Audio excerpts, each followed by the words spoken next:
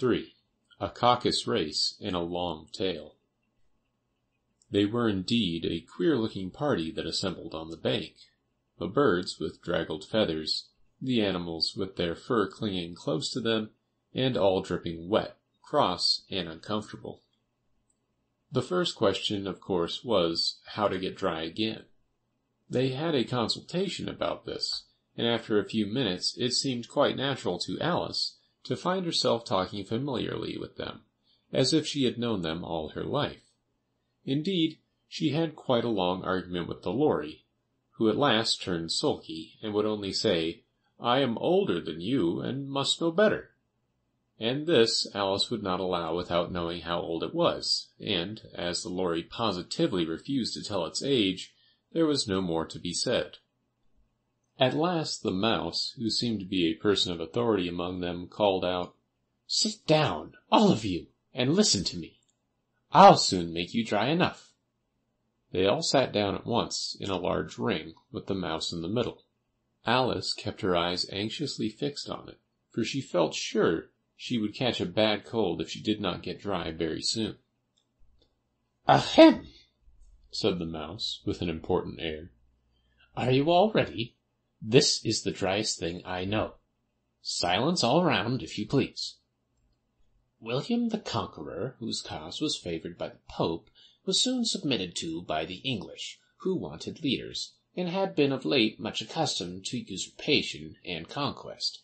Edwin and Morcar, the Earls of Mercia and Northumbria—" "Ugh!" said the Lory with a shiver.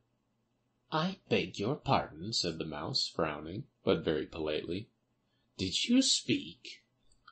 "Not I," said the Lory hastily. "I thought you did," said the mouse. "I perceived.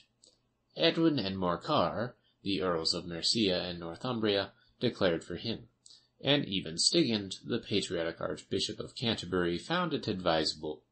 "Found what?" said the duck. "Found it," the mouse replied rather crossly. "Of course you know what it means."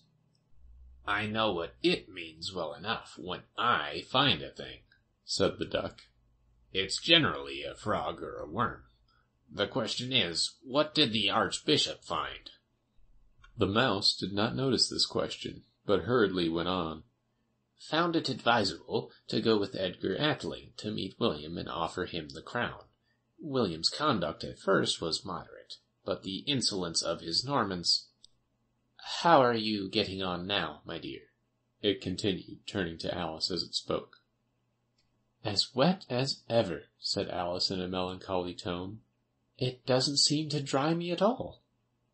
"In that case," said the dodo solemnly, rising to its feet, "I move that the meeting adjourn, for the immediate adoption of more energetic remedies."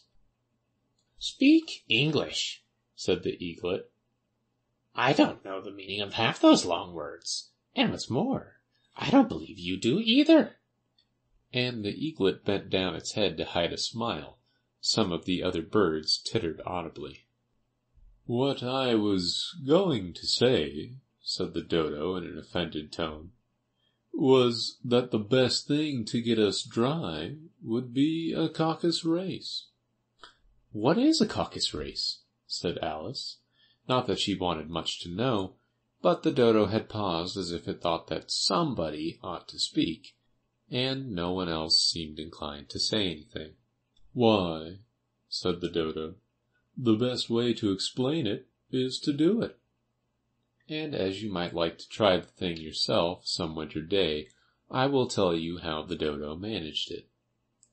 First it marked out a race-course, in a sort of circle.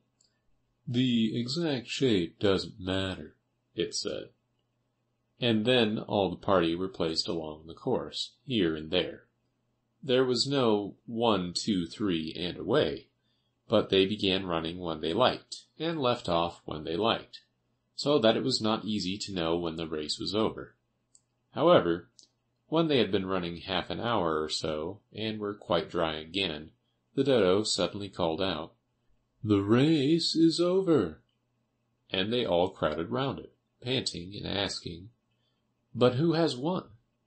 This question the dodo could not answer without a great deal of thought, and it sat for a long time with one finger pressed upon its forehead, the position in which you usually see Shakespeare in the pictures of him, while the rest waited in silence. At last the dodo said, "Everybody has one, and all must have prizes." "But who is to give the prizes?" quite a chorus of voices asked. "Why, she, of course," said the dodo, pointing to Alice with one finger, and the whole party at once crowded round her, calling out in a confused way, "Prizes! Prizes!"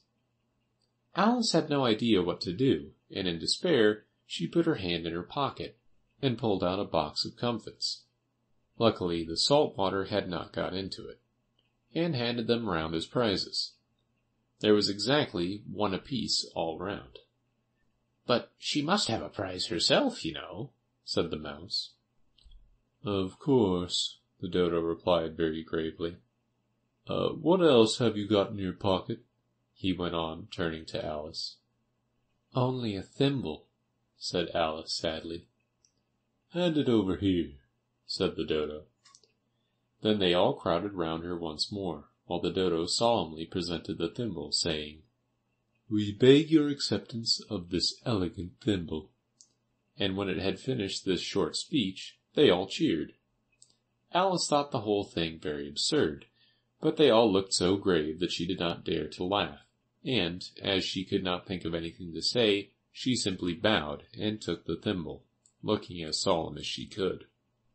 The next thing was to eat the comfits. This caused some noise and confusion, as the large birds complained that they could not taste theirs, and the small ones choked and had to be patted on the back.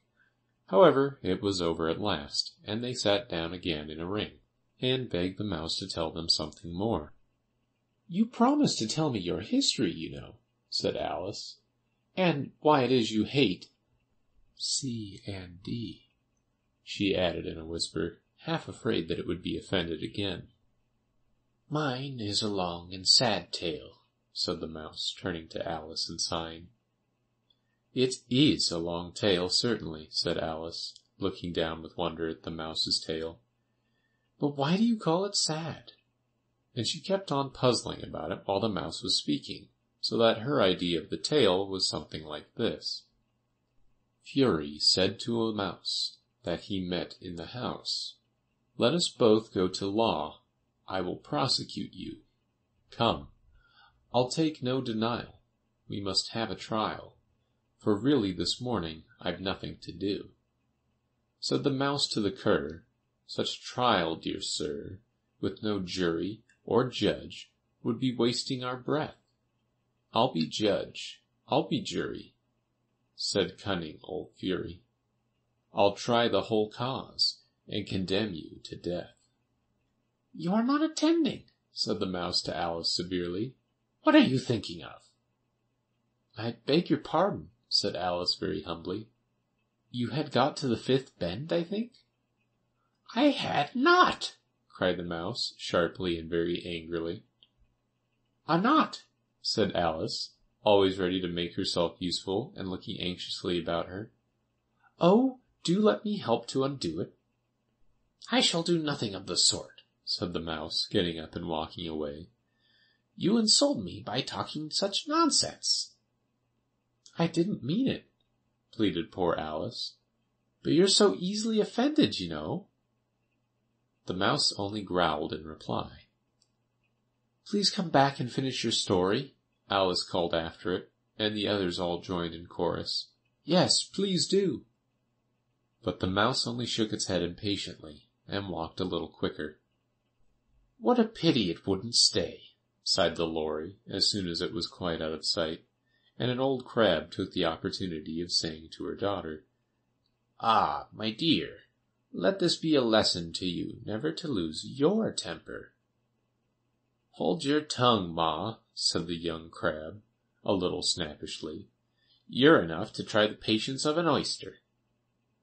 "I wish I had our Dinah here, I know I do," said Alice aloud, addressing nobody in particular. "She'd soon fetch it back." "And who is Dinah, if I might venture to ask the question?" said the Lory. Alice replied eagerly, for she was always ready to talk about her pet. "Dinah's our cat, and she's such a capital one for catching mice you can't think. And, oh, I wish you could see her after the birds. Why, she'll eat a little bird as soon as look at it." This speech caused a remarkable sensation among the party. Some of the birds hurried off at once. One old magpie began wrapping itself up very carefully, remarking, "I really must be getting home. The night air doesn't suit my throat." And a canary called out in a trembling voice to its children, "Come away, my dears. It's high time you were all in bed." On various pretexts, they all moved off, and Alice was soon left alone. "I wish I hadn't mentioned Dinah," she said to herself in a melancholy tone. "Nobody seems to like her down here, and I'm sure she's the best cat in the world. Oh, my dear Dinah, I wonder if I shall ever see you any more." And here poor Alice began to cry again, for she felt very lonely and low-spirited.